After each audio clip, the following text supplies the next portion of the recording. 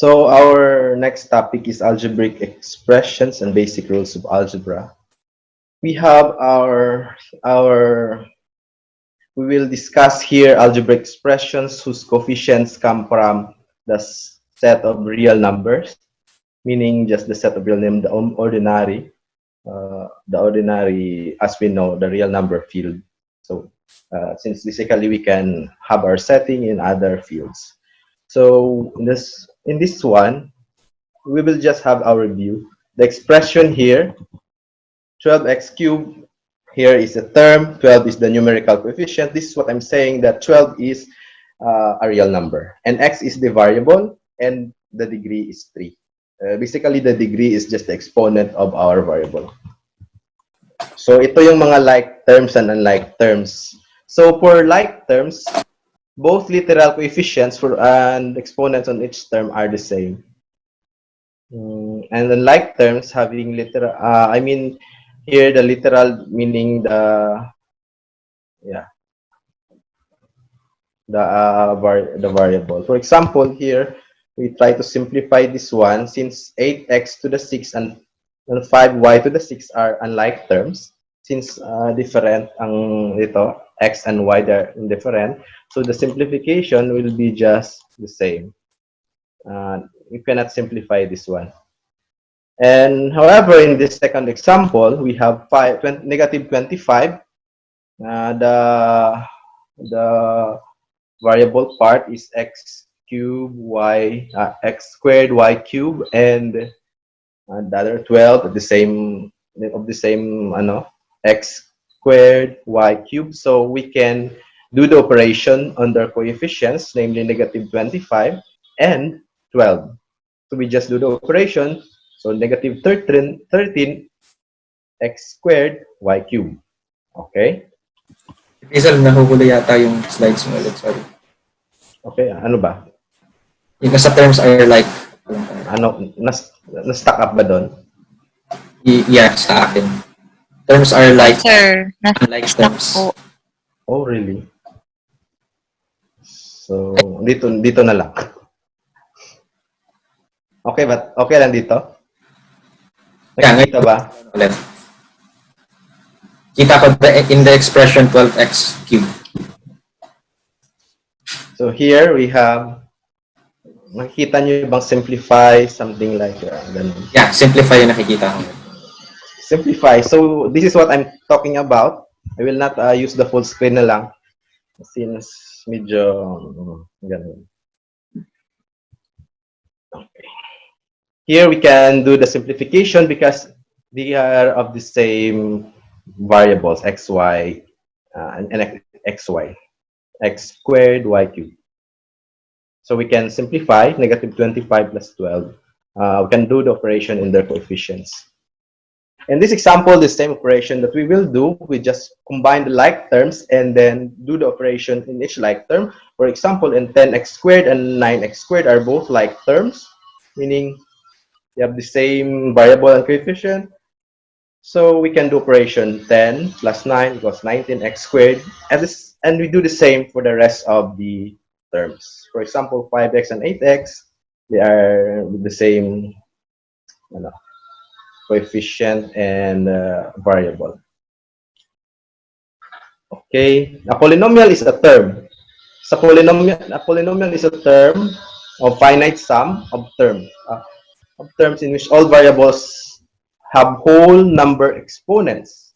Ibig sabihin, ang mga exponent niya ay 0, 1, 2, 3, 4, 5, ng mga exponent ng variables. No variable appear in the denominator and in the radicand.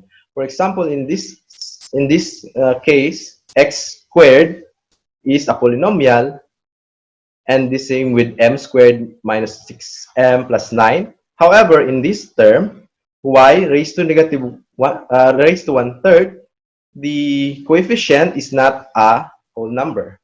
Thus, we cannot consider this as a polynomial. And the same way, this one, it is not a whole number because it's an integer. So it violates our definition that our exponents are whole numbers and no variable appear in the denominator. Or if we have this, this a will appear in the denominator with power 6. And the same way, this is not a polynomial because it does not satisfy the definition that we have.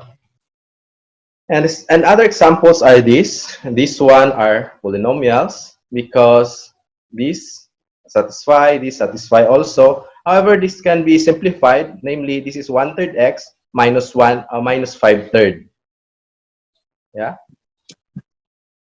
And I think it's clear. And this one is not a polynomial because this is under the radicals sign. And the same way, this one is not a polynomial. We have a special name for this. This is a rational fraction.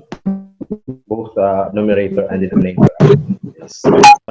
Okay, sige po. So sabi dito, a polynomial is a term with a whole number exponent. So when we say whole number, the exponent must be 0 up to the positive integers. So in the example x squared, the exponent of x is 2. So 2 is a whole number. 2 is a positive integer. In the second example, 5a raised to negative 6, we all know that the variable a raised to negative 6, wherein negative 6 is not a whole positive integer. So, hindi siya considered as polynomial because of the negative exponent. In the example, m squared minus 6m plus 9, you are going to consider the exponent of all the terms. Kasi kahit isa lang dyan, ang na-violate ang rule na whole number exponent, hindi na siya agad magiging polynomials. But in the case of m squared minus 6m plus 9, yung m naka-raise sa 2, yun namang negative 6m, ang exponent niya ay 1, therefore, polynomial pa din siya. In the next example, 2 raised to x. We all know that the exponent is a variable x. So, dahil yung x ay variable, hindi siya whole number, therefore, that is not a polynomial. In the last example, y raised to 1/3. We all know that 1/3 is not a whole number because it is a fraction. Therefore, that is not a polynomial. So, yun yung unang condition natin para masabi na ang given ay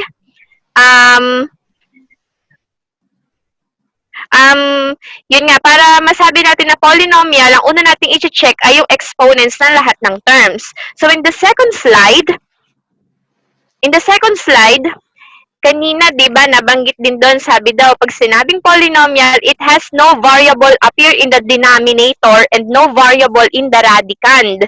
So, meaning, in the first example, a minus 1 over 3a minus 2, there is a variable attached in the denominator. So, 3a minus 2.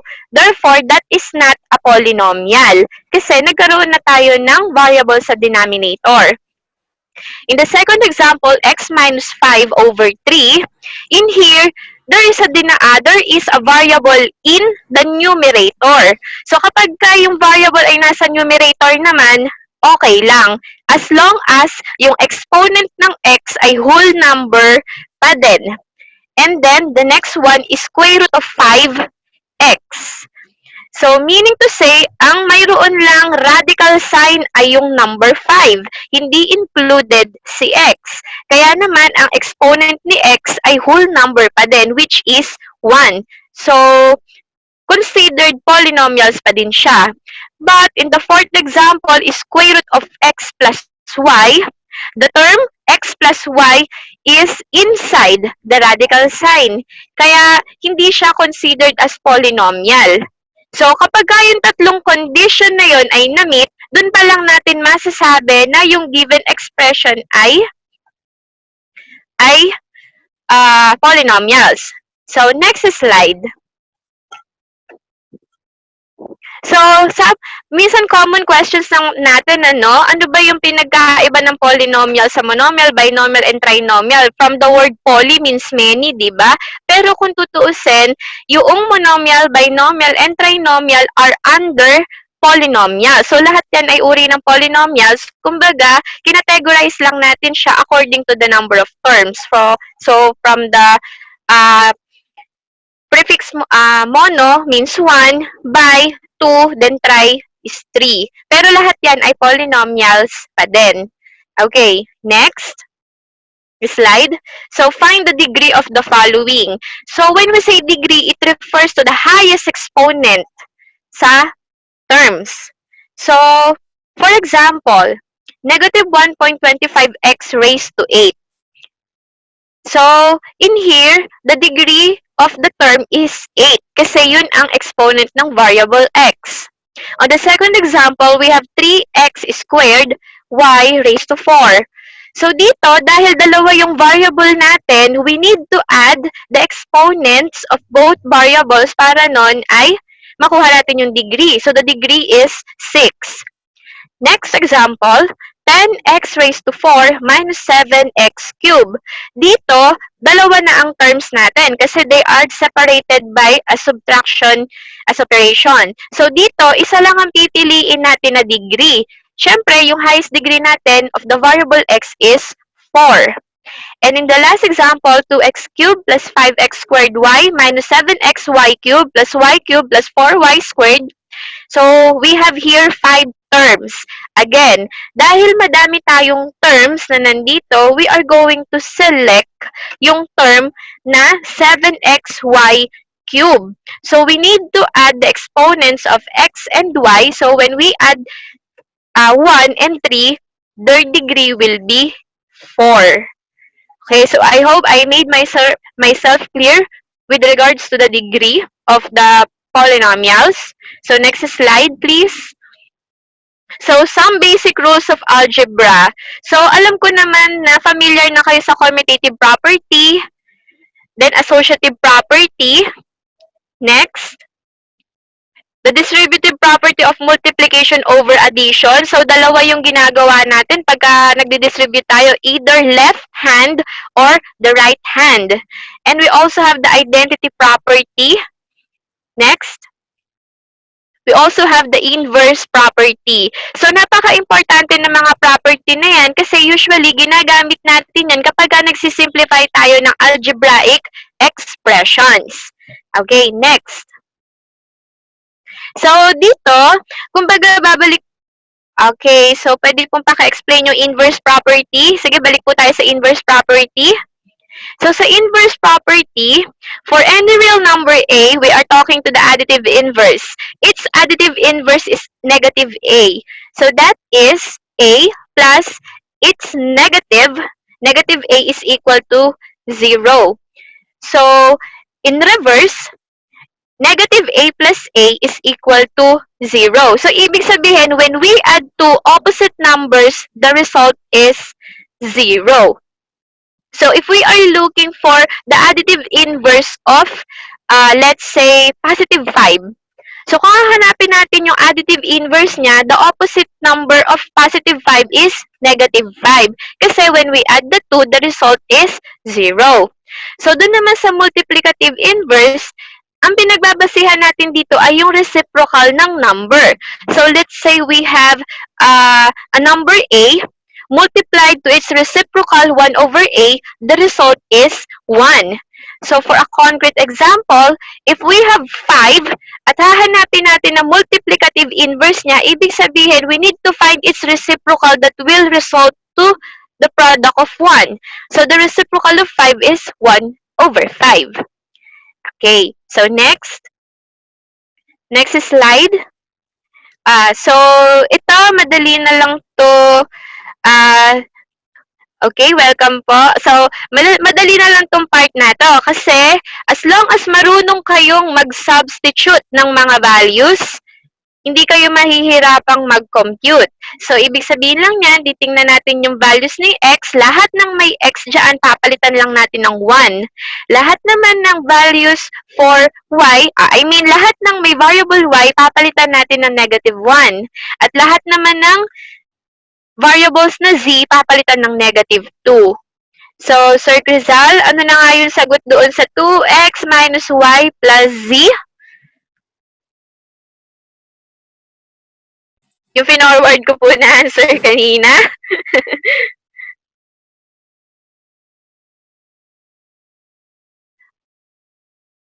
So, as we substitute the values of x, y, and z, 2 multiplied to 1 is 2 minus negative 1 is, ma'am, paano po pag ididiretso ito sa calculator? Konting ingat po tayo sa pagdidiretso po sa calculator. Kasi hindi po naka-PEMDAS ang calculator, you need to use parenthesis. Ayun po. Yun po ang aking tip pag po gagamit ng calculator. So, Sir Crizal, ano na po yung sagot natin sa 2x minus y plus z? Is that 2? Nakamute ka po, sir. 1, 1. Ah, 1. Okay, nakikinig po pala. Akala ko 2 eh. Okay, very good. Okay, how about in the second example? 3y cubed minus 2y squared z plus yz squared minus z raised to 3. 5 daw. Okay, so that is correct. 5. So, hindi ko na po kasi pinakita dyan yung solution kasi po, since college na kayo, I'm expecting na marunong na kayong mag-substitute. Okay? So, let us proceed. Next. Common mistakes. So, ito yung kadalasan tayong namamali kapag nagsosolve tayo ng algebraic expressions. Sometimes, I forget polynomials. Ano ba kadalasan nating nakakalimutan sa polynomials?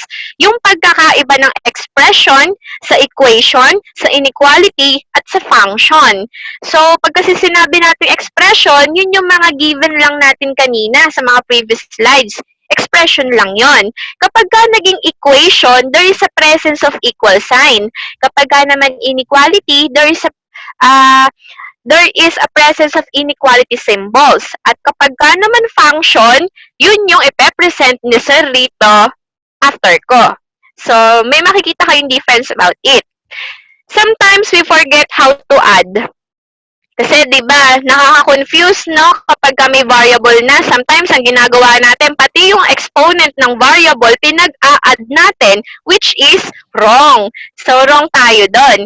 Also, kapag nagmumultiply tayo ng algebraic expressions, sometimes pati yung exponent, pinagmumultiply din natin. But that is wrong. Kapag nagmumultiply tayo ng mga variables, pinag-a-add lang natin ang exponent. And of course, in division, common mistakes ng mga students dito, pagka, halimbawa, x minus 1 over x minus 2, ang ginagawa, lahat ng may x kinakancel. O, di ba? So, minsan, pagka nalilito tayo, nagagawa natin yun eh. Pero that is wrong. Kasi nababiolate natin ang rules ng algebra. So, remember, kapag nagdi-divide tayo, make sure na ang operation natin sa mga terms ay multiplication. Tsaka lang tayo pwedeng mag-cancel. Pero kapag, let's say nga, x minus 1 over x minus 2, hindi natin pwedeng i-cancel si x. Okay? Kasi merong operation sa pagitan ni x and 1 na subtraction. Okay, so next slide. Sometimes, I forget the laws of exponent. So, ito yung tinatanong nyo kanina sa module 2. Paano daw pag may exponent sa labas ng parenthesis? So for letter A, 5 squared. Meaning to say, yung buong 5 naka-raise sa 2, ang sagot 25. Sa letter B naman, negative 5 squared. Kung titingnan nyo mabuti, yung 2 ay para lang kay 5. Yung negative ay constant. Constant yung kanyang sign. Kaya naman the result is negative 25.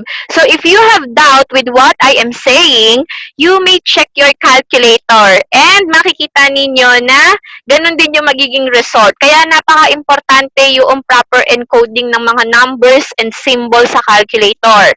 So for letter C, quantity 5 squared. Kung mapapansin natin, yung 2 ay para sa buong component na negative 5. So, it means negative 5 times negative 5. So, 25. Then, next, negative quantity 5 squared.